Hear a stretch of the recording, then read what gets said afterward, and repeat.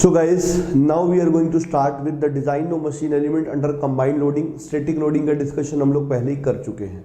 अब बारी आती है combined loading की और the next is design of machine element under combined loading. चलिए देखते हैं. It is design of machine elements under combined loading.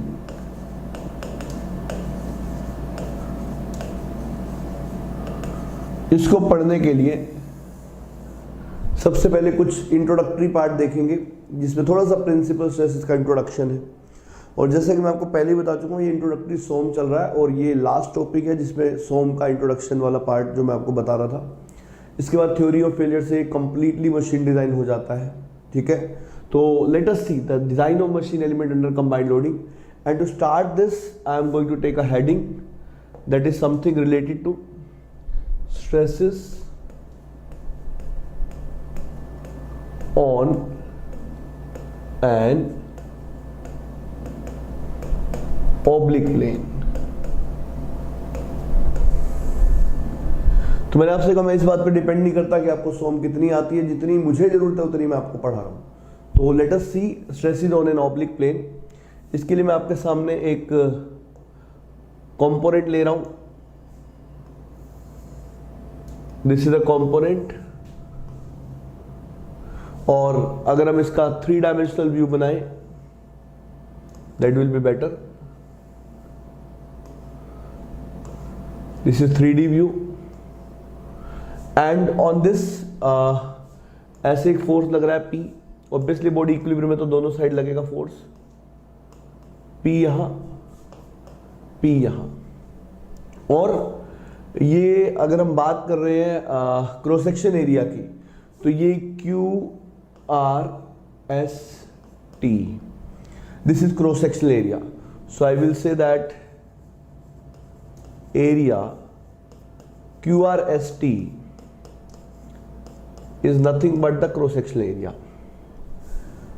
And my dear, P is applied load, normal load लग रहा है. और अगर आप इसका 2D व्यू देखना चाहें तो क्या होगा? So my dear, the 2D view of the same will be shown as this.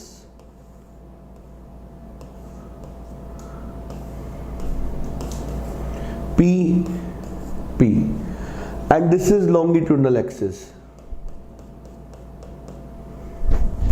Okay my dear, so this is longitudinal axis. And if this is longitudinal axis, we are showing it in this way. और मैं basically अगर आपसे पूछूं कि अगर P force लग रहा है तो स्ट्रेस क्या होगी QRST एरिया के ऊपर, तो आप सीधा बोल दोगे सर स्ट्रेस होगी P/A. क्रॉस सेक्शन एरिया को मैं A एज्यूम कर रहा हूं. बट मैं आपसे यही बोलूं कि मेरा इंटरेस्ट इस वाले प्लेन पे जिसको मैंने अभी दिखाया है. I am showing you with some hatching. This is, अगर मैं आपसे बोलूं ये वाला एरिया, तो ये वाला एरिया हमने A माना है क्रॉस सेक्शन. पर मैंने आपसे कहा मैं इस एरिया में इंटरेस्टेड नहीं हूं, मैं किसी और एरिया में इंटरेस्टेड हूं. Means I am interested on some other plane. I wanted to find out the stress at some other plane. मतलब एक तो ये वाला प्लेन है जिसको आप A बोल रहे हो, जो A क्रॉस सेक्शन एरिया उसको आप ये भी लिख सकते हो, ये AB है और ये थिकनेस T है, तो आप उसको लिख सकते हो this is AB into T. But जैसा मैंने कहा I am not interested in that. मैं इंटरेस्टेड हूं किसी दूसरे प्लेन पर, और वो दूसरा प्लेन ये रहा.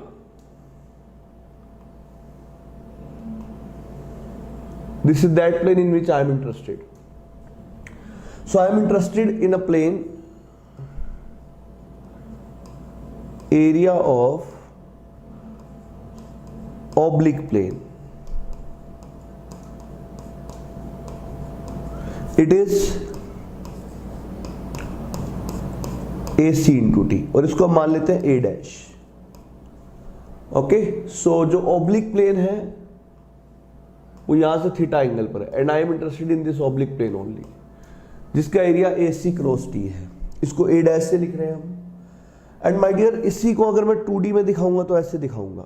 2D में थिकनेस ही तो नहीं दिख रही, बस ABC. And my dear this angle is theta. और आप चाहो तो यहां से हम और सिंप्लीफाई कर सकते हैं. इस ट्रायंगल को देखो, इन ट्रायंगल ABC, आप लिख सकते हो cos theta is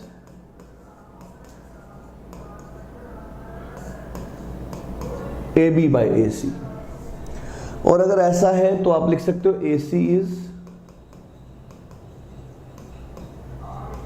AB by cos theta, और अगर AC is AB by cos theta, so जो A डैश है उसको मैं लिख सकता हूं AB by cos theta into T। पर आपको पता है AB इंटू T क्या है? AB इंटू T है A, so A dash can be written as A by cos theta. So my dear, हम इंटरेस्टेड है इस एरिया पे स्ट्रेसेस निकालने में, और आपको पता है स्ट्रेस एक इंटरनल चीज होती है, तो मुझे जिस प्लेन पे स्ट्रेस निकालनी होती है मैं उस प्लेन के अलोंग बॉडी को कट कर लेता हूँ। सो मैं यहाँ से कर देते हैं, इसके अलोंग बॉडी को कट कर देता हूँ, तो बॉडी दो पार्ट्स में डिवाइड हो जाएगी। मैं आपके सामने किसी एक पार्ट को एनालाइज कर सकता हूँ, that will be okay. So I am considering first part, आपके सामने रख रहा हूँ। तो कट होने के बाद ये एक पार्ट आएगा मेरे पास लाइक दिस। अब आपको पता है यहां पे फोर्स लग रहा है P, and we are given as this angle theta. This is A, B और C। अब अगर ये बॉडी इक्विलिब्रियम में है माय डियर, तो इसमें कोई दो राय नहीं है, अगर ये बॉडी इक्विलिब्रियम में है तो यहां पर भी ये जो फोर्स है P लगना चाहिए। और आपको पता है अगर ये थीटा है, ये 90 है, तो ये एंगल कितना होगा? 90 minus theta. If this is 90 minus theta, this is also 90 minus theta.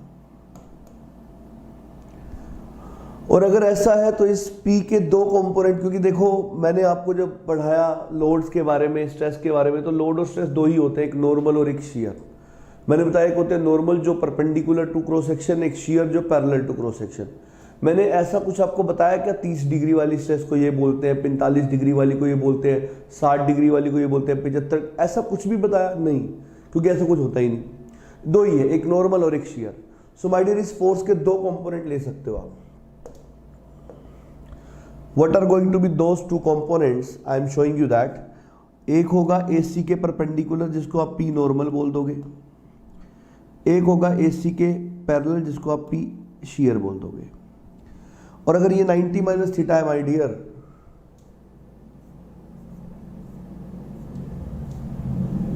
अगर ये 90 माइनस थीटा, तो ये कितना है?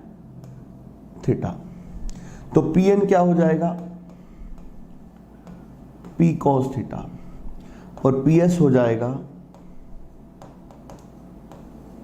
P sin theta.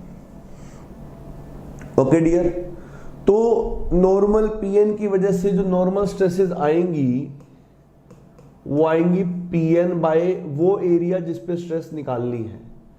इसी तरह शियर स्ट्रेस आएगी PS बटे वो एरिया जिस पे स्ट्रेस निकालनी है। सो माय डियर, अब जो नॉर्मल स्ट्रेस के एक्सप्रेशन हमारे पास बच रहे हैं वो है P cos theta, A dash is A by cos theta. तो it is P by A cos square theta. Tau S is P S मतलब P sin theta, it is A by cos theta. So tau S is going to be P by A sin theta cos theta. So tau s is P by 2a sin 2 theta. तो my dear, हमारे पास ये expressions आ गए जिस plane पे हम stress निकालना चाहते थे उस प्लेन के लिए। और यहां से हमारी ऑब्जर्वेशन शुरू हो जाती है, जिसके लिए मैंने आपको कराया है। सो माय डियर, ये सिर्फ एक रिवीजन है थोड़ा सा, और हो सकता है आपने इसको अलग तरीके से पढ़ा हो, तो मैं अपने तरीके से इसलिए पढ़ा रहा हूं ताकि अगर आप मशीन डिजाइन पढ़ रहे हैं मुझसे, तो मैं इन टर्मिनोलॉजीज को यूज करूं तो आप मेरी भावनाओं को समझ पाए, हम दोनों के मन में एक ही चीज हो, तो इसलिए जरूरी है। सो माय डियर, अगर हम ऑब्जर्वेशन, और वैसे भी सिलेबस में तो ये मशीन डिजाइन में ही है, अब अगर आपने सोम में पढ़ा तो वो आप 2 बार पढ़ रहे हो सोम की वजह से। एमडी में तो ये पढ़ना ही है। Theory of failure is written in your machine design syllabus, not in SOM syllabus, but yes for civil engineering it is in SOM syllabus. तो जब हम ऑब्जर्वेशंस की बात करते हैं माय डियर, तो सबसे पहली ऑब्जर्वेशंस ये है, देखो मैं बता रहा हूं आपको क्या है, ध्यान से देखना भाई। अगर मैं आपसे पूछूं इस बॉडी पे अप्लाइड लोडिंग कैसी है, तो आप बोलेंगे सर इसमें भी कोई पूछने वाली बात है, क्रॉस सेक्शन के परपेंडिकुलर है, तो सीधी सी बात है ना, ये नॉर्मल फोर्स है। नॉर्मल में भी ये कौन सा फोर्स है, ये एक्सियल फोर्स है।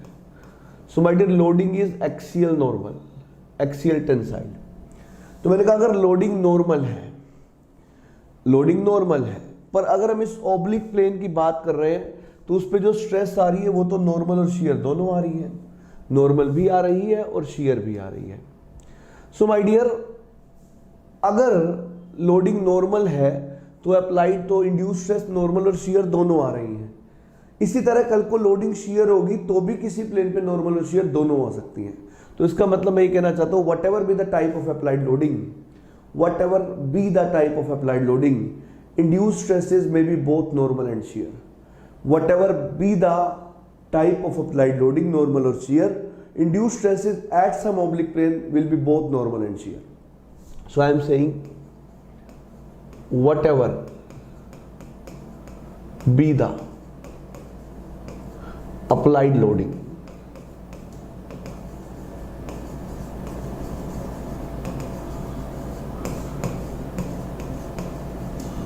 normal or shear,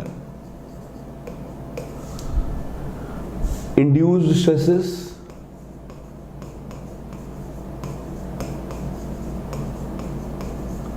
on some oblique plane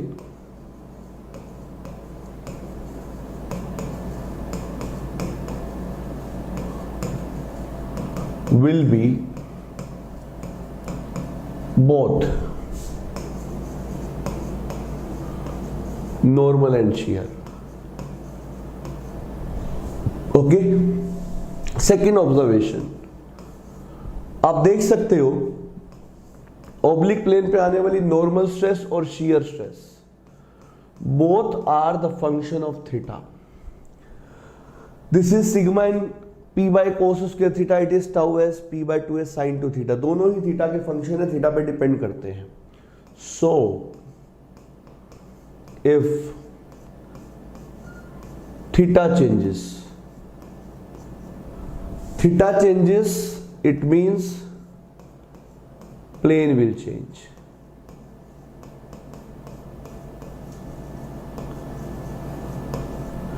As well as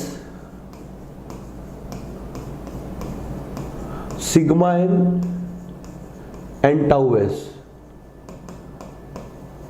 will also change, which implies that कि जो नॉर्मल स्ट्रेस और शियर स्ट्रेस है they are different at different planes.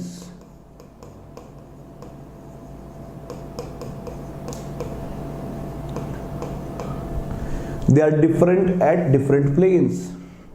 Then my dear, if they are different at different planes, मैं आपसे पूछूं theta की कितनी possibilities है, आप बोलेंगे सर इनफाइनाइट वैल्यूज पॉसिबल है। तो इनफाइनाइट थीटा के लिए इनफाइनाइट तरह की नॉर्मल और शियर स्ट्रेसेस आएंगी। तो इनफाइनाइट प्लेन्स पर इनफाइनाइट स्ट्रेसेस अगर आ रही हैं तो हम इनफाइनाइट प्लेन्स का डिस्कशन थोड़ी कर सकते हैं। We don't have so much time, तो कभी चीज़ खत्म ही नहीं होगी। इनफाइनाइट प्लेन मतलब क्या, कभी खत्म ना होने वाला। तो हम ऐसे प्लेन्स को चूज कर लेते हैं जहाँ पे स्ट्रेस मैक्सिमम है। मतलब ऐसी जगह को, पूरे शरीर में अगर पेन हो रहा है तो डॉक्टर किस बात के बारे में सोचेगा, ऐसे पेन को पकड़ेगा जो सबसे ज़्यादा है। किसी एक एंड पे जहाँ सबसे ज़्यादा पेन हो रहा है, अगर उसमें आप सेफ हो गए तो बाकी पूरे में तो सेफ हो ही जाओगे। मान लो आपने घर बनाया सेम मटेरियल का, पूरा थ्रू आउट सेम कॉम्पोजिशन के साथ, आपको पता है जिस जगह पे सबसे ज़्यादा स्ट्रेस आनी है आप उस जगह के हिसाब से डिज़ाइन करो।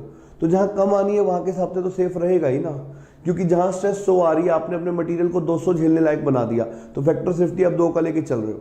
तो आपने मटेरियल को बनाया 200 झेलने लायक, मैक्सिमम आ रहा है 100, तो 100 से कम तो जहां भी आ रहा होगा वहां मटेरियल अपने आप सेफ हो गया, वहां फैक्टर सेफ्टी 2 से ज्यादा हो जाएगा अपने आप। So my dear, we always consider the maximum value of stresses. So out of these all we will choose, so we will select planes with maximum stresses. We will select the planes with maximum stresses for designing purpose. For designing purpose. Is it okay, my dear? Yes. आगे बढ़ते हैं my dear. अब थोड़ा सा mathematical discussion हो जाए, theoretical तो हो गया। अब आप जानते हो, मैं अगर मैक्सिमम स्ट्रेस निकालने की बात करूं तो मेरे पास जो एक्सप्रेशंस अभी अवेलेबल हैं वो है sigma N is equals to P by A cos square theta, और टाउ एस है P by two A sine two theta.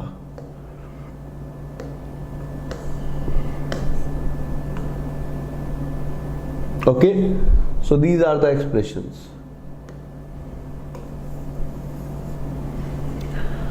तो sigma N is P by cos square theta, tau S is P by two A sine two theta. So अगर ऐसा है तो मैंने आपसे कहा हम कुछ 3 केसेस यहां पर बनते हैं। वैसे तो आप चाहें तो डिफरेंशिएट करके मैक्सिमम वैल्यू निकाल सकते हैं, पर ये क्योंकि एक ही फंक्शन है साइन कोस का, मुझे पता है कोस मैक्सिमम का होता है, साइन मैक्सिमम का होता है, तो मुझे कोई डिफरेंशिएशन की जरूरत ही नहीं है यहाँ पे। तो आप लिखेंगे take theta to be 0 degree, then sigma n will be p by a and tau s will be 0. Case 1. Then my dear, I am coming to case 2.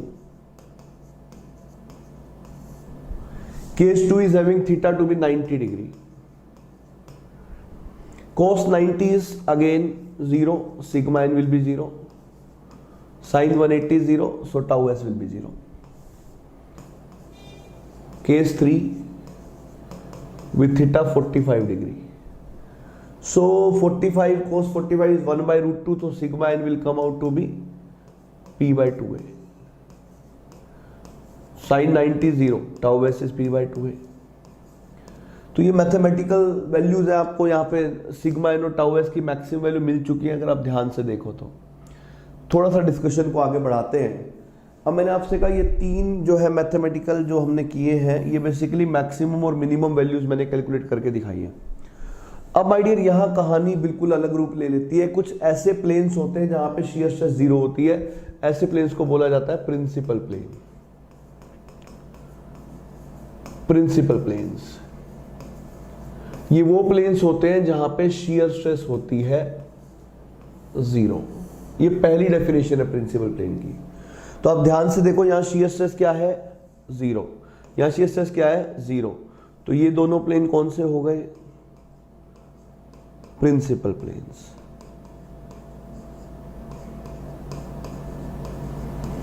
These planes are principal planes. And my dear, at these planes, principal planes के ऊपर जो normal stress की value है, principal plane के ऊपर जो normal stress की value है, इन स्ट्रेसेस को बोलते हैं प्रिंसिपल स्ट्रेसेस।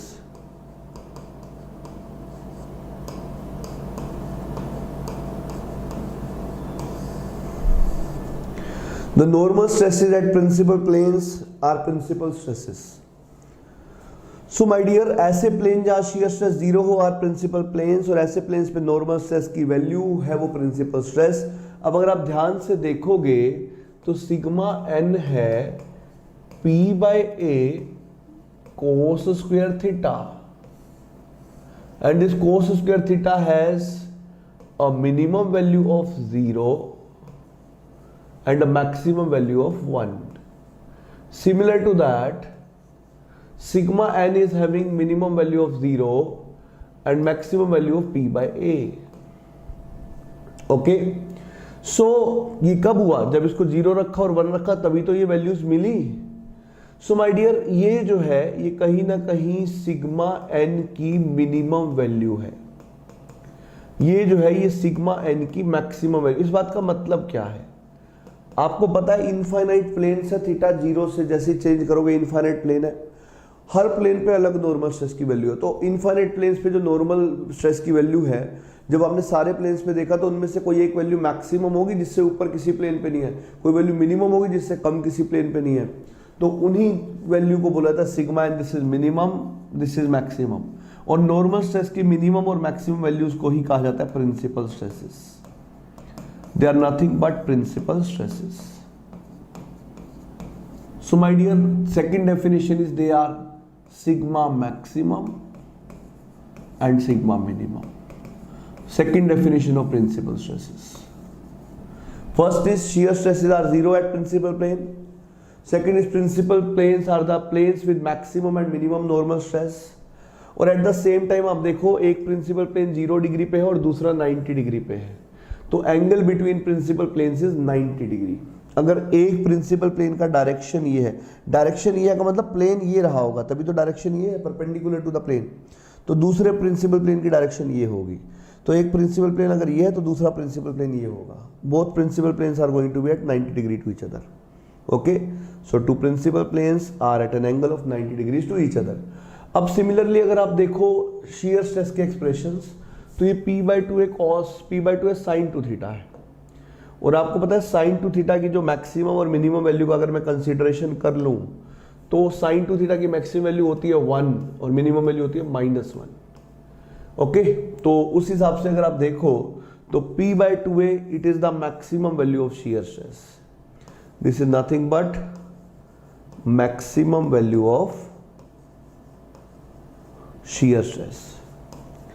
और ऐसे प्लेन जहां पे शियर स्ट्रेस मैक्सिमम होती है, ऐसे प्लेन जहां पे शियर स्ट्रेस मैक्सिमम होती है, they are said to be plane of maximum shear. They are said to be planes of maximum shear.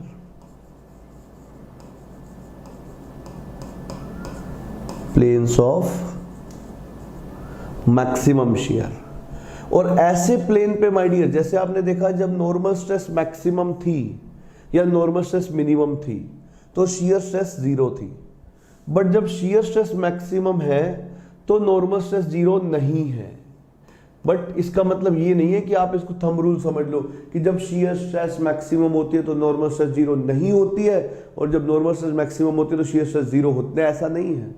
जब नॉर्मल स्ट्रेस मैक्सिमम होगी तो ये जरूरी है कि शियर स्ट्रेस 0 हो, पर जब शियर स्ट्रेस मैक्सिमम होगी तो ऐसा कोई जरूरी नहीं है कि नॉर्मल स्ट्रेस भी 0। क्यों?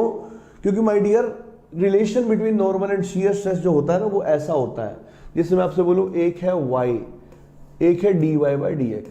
और मैं ये आपको बताऊं तो सोम में हम ये डिराइव भी करते हैं कि जैसे y और dy/dx की अगर हम बात करें तो y is going to be maximum where dy/dx is going to be 0, या फिर ये हो जाएगा y मिनिमम जब dy/dx होगा 0। पर ऐसा आपने कभी सुना है कि if you want dy/dx to be maximum for that y should be 0? नहीं, ऐसी कोई कंडीशन नहीं होती। मतलब y 0 हो भी सकता है, नहीं भी हो सकता है। दिस मे और मे नॉट,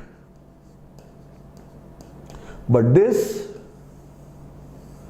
इज मस्ट।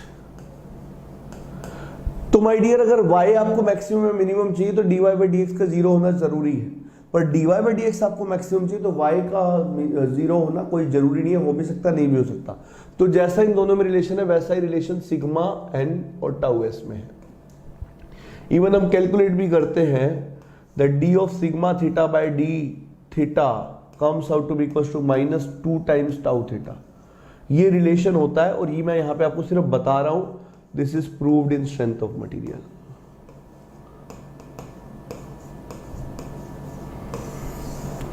तो मतलब नॉर्मल और शियर स्ट्रेस का रिलेशन वैसा ही होता है जैसा y और dy/dx में। तो जब सिग्मा n होगा मैक्सिमम या सिग्मा n होगा मिनिमम, वहां पे शियर स्ट्रेस हो जाएगा 0। There shear stress will be 0। Okay, but where tau s is going to be minimum और maximum, there sigma n is going to be 0 this condition में और may not be. इसके लिए आप ये नहीं बोलेंगे मस्ट, नहीं, हो भी सकता है नहीं भी हो सकता है, we don't know about that. ऐसा कोई थंब रूल नहीं है, बस इतना सा मतलब समझो। सो माय डियर, ये डिस्कशन है और आप देख सकते हो planes of maximum shear is at 45 degree. तो दो प्रिंसिपल प्लेन्स अगर आपको पता लगे, एक प्रिंसिपल प्लेन की डायरेक्शन ये है, दूसरे प्रिंसिपल प्लेन की डायरेक्शन ये, तो प्लेन ऑफ मैक्सिमम शीयर इससे 45 डिग्री पे होता है। Plane of maximum shear is at 45 degree to both the principal planes. Plane of maximum shear is at 45 degree to both the principal planes. अब कुछ लोगों के माइंड में डाउट आता है कि सर ऐसे प्लेन आपने दिखा दिए जहां नॉर्मल स्ट्रेस नॉन जीरो है और शियर स्ट्रेस जीरो। आपने ऐसे प्लेन दिखा दिए जहां नॉर्मल और शियर दोनों जीरो है। आपने ऐसे भी दिखा दी जहां दोनों नॉन जीरो है। क्या ऐसे कोई प्लेन नहीं होते जहां नॉर्मल स्ट्रेस जीरो और शियर स्ट्रेस नॉन जीरो हो? मतलब आपने कहा कि सर क्या कोई ऐसे प्लेन नहीं होते, कोई ऐसे प्लेन्स नहीं होते जहां नॉर्मल स्ट्रेस तो जीरो हो पर शियर स्ट्रेस नॉन जीरो? मैं मैक्सिमम मिनिमम की बात ही नहीं कर रहा, मैं बस जीरो नॉन जीरो की बात कर रहा हूं। होते हैं ऐसे प्लेन्स को बोला जाता है प्लेन्स ऑफ प्योर शियर। और स्ट्रेंथ ऑफ मटेरियल में जब आपने मोहर सर्कल पढ़ा होगा, आया गया होगा कि प्लेन्स ऑफ प्योर शियर हमेशा एग्जिस्ट नहीं करते। Planes of pure shear exist करते हैं if principal stresses sigma 1 and sigma 2 are of opposite nature.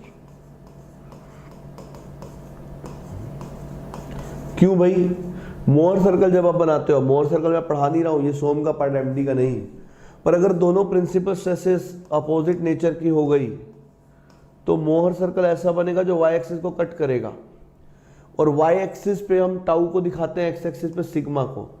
तो वाई एक्सिस पे जब कट करेगा सर्कल तभी तो आपको ऐसे पॉइंट्स मिलेंगे जहां पर shear stress non zero, normal stress zero होगा। और अगर आप इनको सेंटर से मिला दोगे तो they will give you the plane of pure shear. So these planes are said to be the planes of pure shear. अगर आपको मोहर सर्कल आता है बहुत अच्छी बात है, नहीं आता है तो कोई बात नहीं, फिर आप सोम पढ़ो, सोम में आपको सब सिखाया जाएगा। यहाँ तो मैं सिर्फ वो ग्लिम्स कर रहा हूँ। और हाँ, ये बता दूं, मुझे इस पार्ट की कोई ज़रूरत नहीं है एमडी के लिए, तो मैंने हल्का सा आपको रिवाइज करा दिया। मतलब कोई ज़रूरत नहीं है का मतलब मुझे ये मोहर सर्कल आना जरूरी नहीं है इसके लिए। आपको आता हो नहीं आता हो मुझे फ़र्क नहीं पड़ता, क्योंकि एमडी में मुझे इसकी कोई ज़रूरत नहीं है। So my dear, plane of pure shear हमेशा एग्जिस्ट नहीं करते, कुछ खास कंडीशंस में ही एग्जिस्ट करते हैं। तो ये था stresses on an oblique plane. अब माय डियर, मैं आपके सामने स्ट्रेस टेंसर को डिफाइन करने जा रहा हूं, बहुत बहुत ध्यान से देखिएगा। We are going to define the stress tensor now. So stress tensor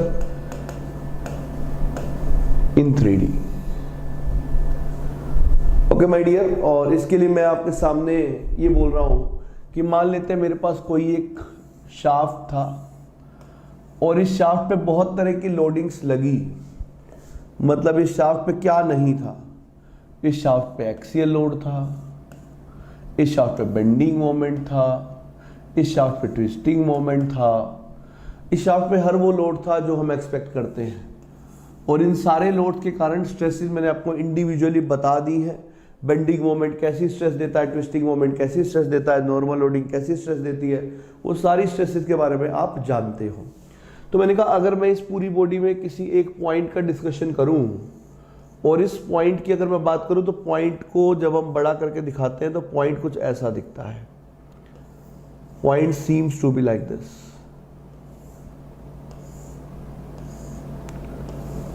like this. जब भी हम किसी पॉइंट को बड़ा करके देखते हैं तो 3D में वो पॉइंट 3D में point is shown by cube, 2D में point is shown bye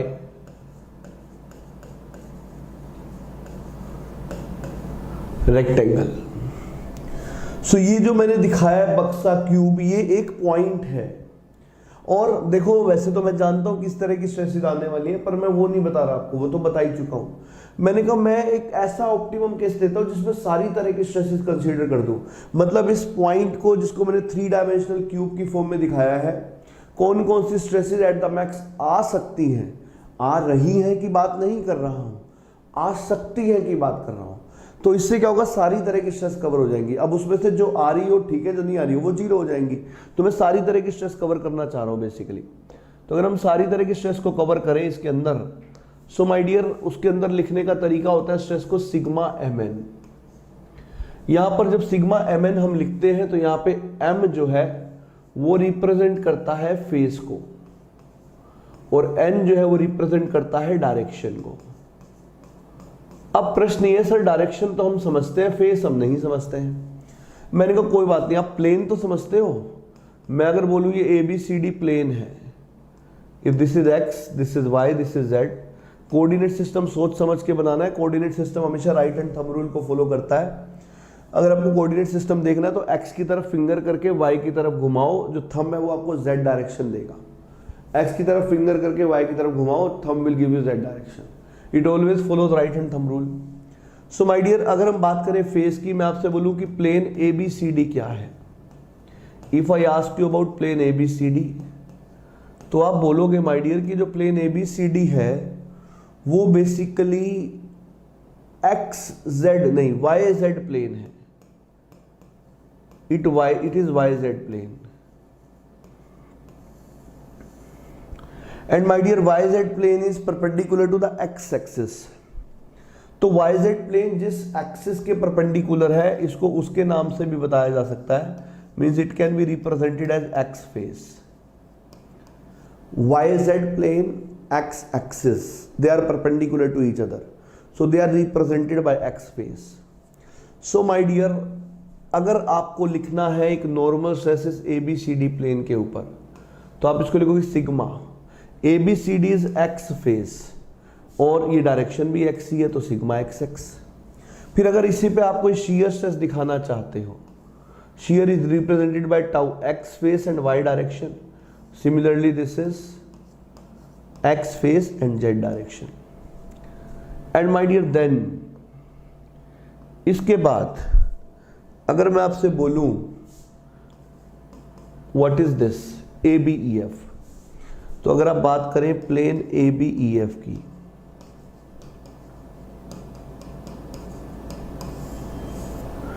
ABEF is said to be, इसको आप लिख सकते हो दिस इज, अब प्लेन भी किसी को नहीं देखना आता तो मैंने कहा कोई दो कॉन्जिक्यूटिव साइड ले लो, जैसे एक साइड AB है एक B ही है।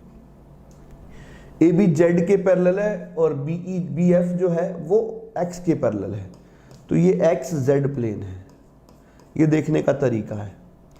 इसको आप Y फेस भी बोल सकते हो।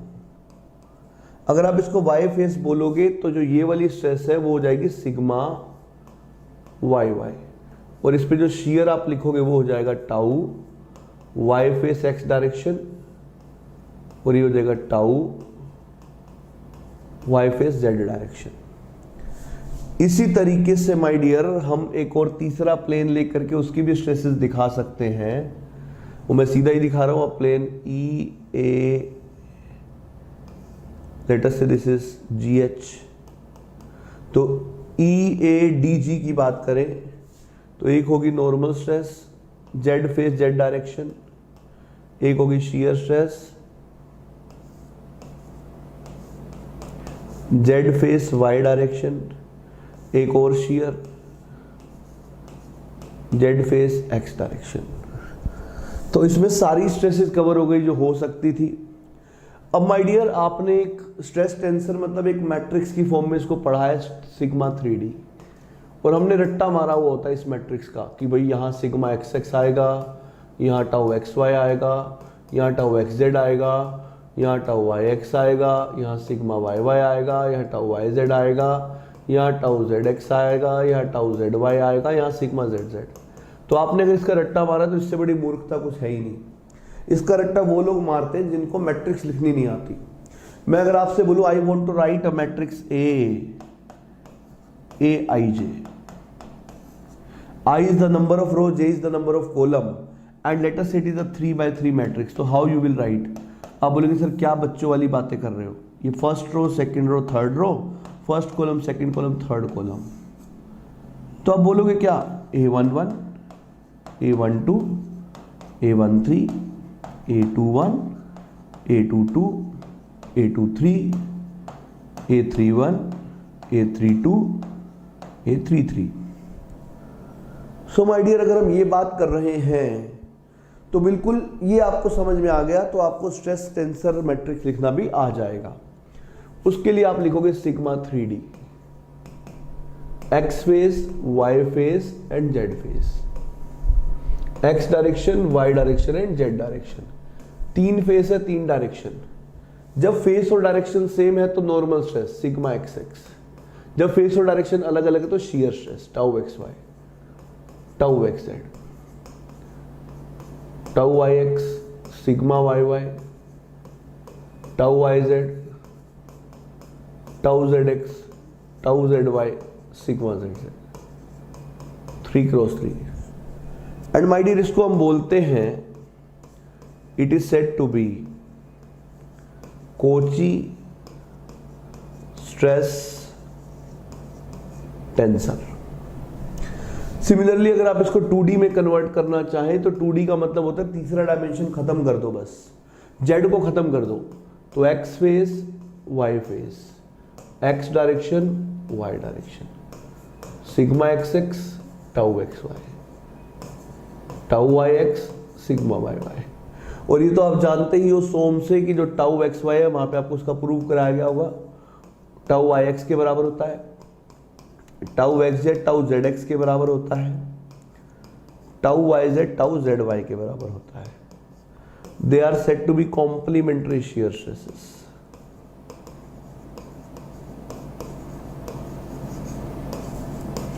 Complementary shear stresses. Okay guys, अब मैं आ रहा हूं टाइप्स ऑफ लोडिंग पे. देखते हैं आगे. उम्मीद करता हूं आपको ये चीजें बहुत अच्छे से क्लियर हो रही होंगी. तो ये मैट्रिक्स लिखना, ये कोई याद नहीं करना होता, यहीं से आता है ये, ठीक है. You need not to remember this. Next is types of loading conditions. Types of loading conditions.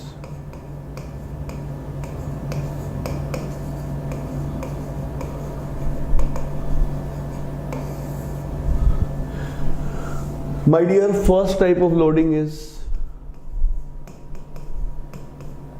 okay, let me go from very basic.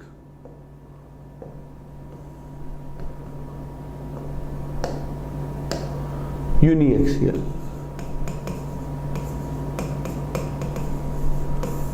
और आपको याद होगा हम एक state of stress eight A point को एक 2D में डब्बे से दिखाता है. मैंने अभी तो बताया 3D में क्यूब, 2D में रेक्टेंगल. तो अगर इस स्टेट ऑफ स्ट्रेस को आप ऐसे दिखा रहे हो, this is uniaxial, sigma sigma. इसका कोई एग्जांपल देखना चाहते हो तो जो आपने देखा था नॉर्मल स्ट्रेस फर्स्ट चैप्टर में, इसके ऊपर ऐसे एक लोड लग रहा है मान लो P, इसके कारण आप स्ट्रेस देखते थे किसी भी पॉइंट पे. तो आप जब स्ट्रेस के डिस्ट्रीब्यूशन बनाते थे ऐसे आए थे, इट वॉज P/A. तो अगर आप यहाँ पर किसी भी पॉइंट का स्टेट ऑफ स्ट्रेस लिखोगे, मान लो आपका इंटरेस्ट आ गया इस पॉइंट पे, you are interested in this point, तो इस पॉइंट को जब बड़ा करोगे तो वैसा ही दिखेगा. सिग्मा की वैल्यू क्या है, P/A. इसी तरीके से आप मान लो इस पॉइंट पे देखना चाहते हो, P/A. अब कुछ लोग होते हैं सर इसमें मतलब बक्से बनाने का फायदा क्या है, मतलब तो बहुत नॉर्मल सी बात है. मैंने कहा फायदा आपको यहां नहीं दिखेगा, फायदा आपको यहां दिखेगा. जैसे अगर मान लो आपने इस बीम के ऊपर ऐसे बेंडिंग मोमेंट लगा दिया. अब आपको पता है बेंडिंग मोमेंट के अंदर जब हम स्ट्रेस का डिस्ट्रीब्यूशन देखते हैं तो वो बहुत ही डिफरेंट सा आता है, और ऐसा आता है कि this is compressive maximum, this is tensile maximum, centre पे 0, लीनियरली वेरिंग. तो अब देखो फर्स्ट चैप्टर में जब आप देख रहे थे डायरेक्ट स्ट्रेस के बारे में, तो हर पॉइंट पे स्ट्रेस सेम था, इसलिए आपको कोई फर्क नहीं पड़ता था, किसी भी पॉइंट पे बात कर लो. पर यहाँ पे अगर आप इस पॉइंट की बात करोगे, मान लो ये -3 है, ये +3 है, अगर आप इस पॉइंट को बड़ा करके देखोगे तो it will show in this way 3-3. और अगर आप इस पॉइंट को बड़ा करके देखोगे तो यहाँ कॉम्प्रेशन है, तो आप ऐसे दिखाओगे 3। इस पॉइंट को बड़ा करके देखोगे तो आपको ऐसे बक्सा दिखाना है, स्ट्रेस तो आ ही नहीं रही। तो ये होते हैं यूनिएक्सियल के example. Second is my dear biaxial. What do you mean by biaxial loading? जब हम बाईएक्सियल की बात करते हैं, it is like this, sigma x x, sigma Y y. Third is pure shear. This is the condition जब एक shaft के ऊपर टॉर्क लगता है। किसी भी पॉइंट का स्टेट ऑफ स्ट्रेस लोगे तो ऐसा आएगा।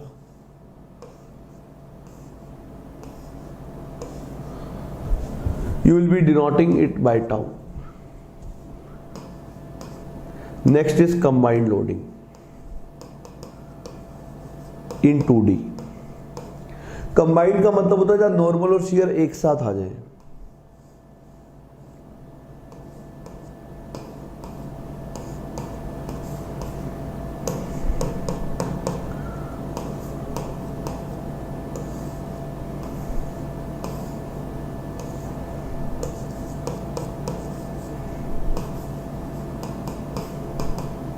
This is combined loading. ये तो 2D है, अब 3D में देख लो।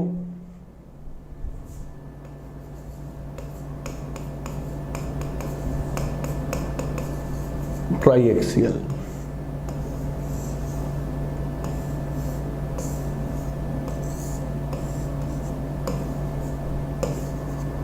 Sigma x x y y. Next is triaxial combined.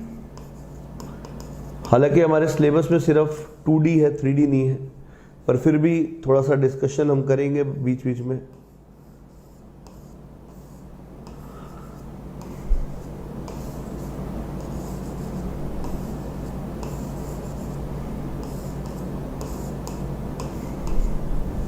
ये तो अभी बताया था, sigma x x, sigma Y y, sigma Z z, फिर tau x Y, tau x z, basically tau Y x, फिर ये tau x Y, tau x z, and this is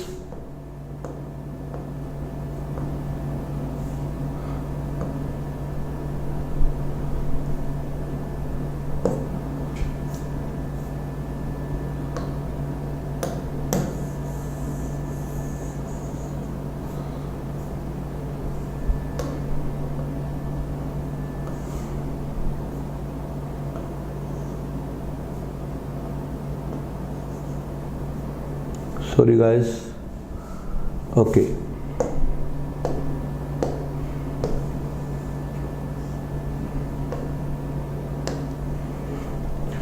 tau Y z, इसको क्या लिखोगे? Tau Z y z x. ये हो गई सारी लोडिंग्स कंप्लीट। अब माय डियर, हमने जो प्रिंसिपल स्ट्रेस का जिक्र किया था यूनिएक्सियल में तो देख लिया था। अब अगर हमें कंबाइंड लोडिंग की बात करें, क्योंकि हमारे सिलेबस में 3D तो है नहीं, तो कंबाइंड लोडिंग सबसे डेंजरस केस लग रहा है लोडिंग का, क्योंकि कंबाइंड लोडिंग में नॉर्मल और शियर दोनों आ गया। तो अगर हमने कंबाइंड लोडिंग के लिए एक्सप्रेशन देख लिए तो उसमें टाउ 0 कर दोगे तो बाईएक्सियल के लिए हो जाएगा, सिग्मा 0 कर दोगे तो प्योर शियर के लिए हो जाएगा, है ना। तो माय डियर सीधा सा फंडा है कि कंबाइंड लोडिंग को पढ़ लो, सब पढ़ लिया। बोलते ना इसको लगा डाला तो लाइव झिंगा लाला, टाटा स्काई की एड, बिल्कुल वही बात। तो आपने कंबाइंड लोडिंग पढ़ लिया तो आपने सब पढ़ लिया। Combined loading is sigma x X here, sigma Y Y here, tau x Y,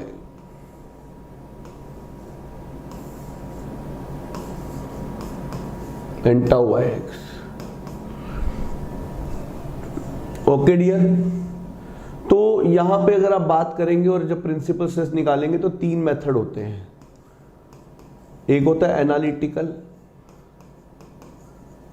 दूसरा होता है मोहर सर्कल, तीसरा जनरली लोगों को नहीं पता होता, ये इंटरव्यूज में पूछा जाता है, that is eigen value method. जब मुझसे पहली बार पूछा गया था तो मुझे भी नहीं पता था, बीटेक के दौरान final semester ISRO interview. And my dear, बहुत किसी बुक में नहीं दिया होता, कहीं नहीं दिया होता, पर अगर आप कभी वीडियो सर्च करेंगे यूट्यूब पे आपको मेरी वीडियो मिलेगी। मैं जब भी पढ़ाना शुरू करता हूँ तो ये चीज़ पहले बताता हूँ, क्योंकि मैंने इसको बहुत बार फेस किया है। और first 2 interviews I was rejected just because of these kind of questions. Then I prepared them so well that after that I didn't reject in any of the interview, then I was selected in all. Okay, so definitely in final year to give the interviews like ISRO is not an easy thing, but still if you are getting good rank then you do not qualify, then it feels, it hurts. So analytical method में आपने derive किया था सोम में, उसी फॉर्मूले को मैं लिख रहा हूँ।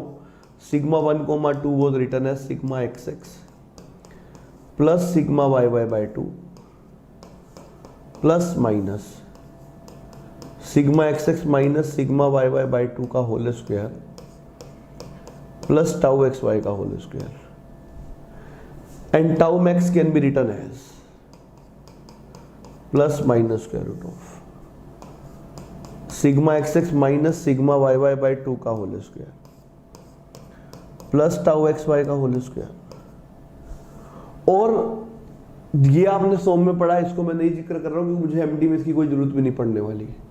आइगन वैल्यू मेथड, हाँ आप चाहो तो इसको रिप्लेस करके मोर सर्कल से कर लो, पर मैंने ये इसलिए लिया है क्योंकि ये बहुत आसान है, सबको याद होता है। मोर सर्कल आपने नहीं भी पढ़ा होगा तो भी मेरा काम तो इससे चल जाएगा, और जिसने मोर सर्कल पढ़ रखा है वो इसकी बजाय इसको भी ऑप्ट कर सकता है।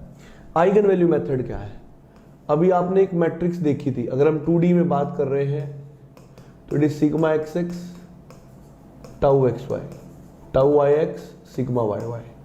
तो इस 2x2 मैट्रिक्स के 2 आइगन वैल्यूज होंगी, 2 आइगन वेक्टर्स होंगे। तो इसके जो आइगन वेक्टर हैं दे आर प्रिंसिपल प्लेन्स, जो आइगन वैल्यूज हैं they are principal stresses.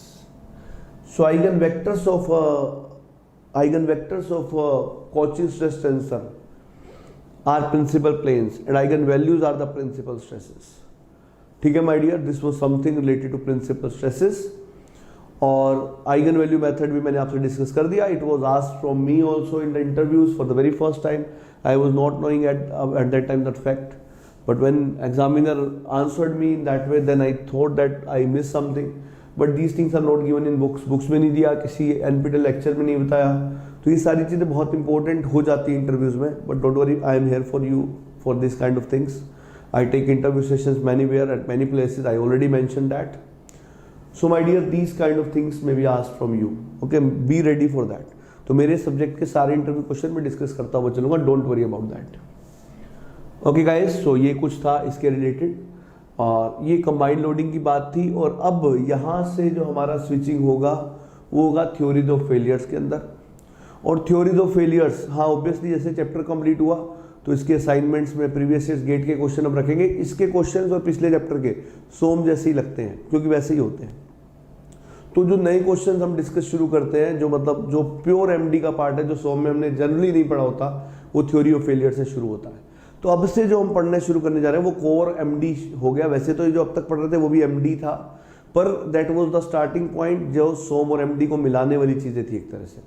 Theory of failure अब हम शुरू करने जा रहे हैं, और थ्योरी ऑफ फेलियर जहां हमारा कंप्लीट होगा then we will be entering into the next part. Okay, तो एक एक करके सभी चैप्टर्स को हमें देखना है, और assignment part is different than the theory part as I already told you. तो जब भी ये थ्योरी पढ़े साथ में असाइनमेंट्स जरूर देखें। ओके, पहले आप खुद ट्राई करें और फिर उनके वीडियो सॉल्यूशंस देखें। चलिए, good bye for this session, let's meet in the next session with theory of failures.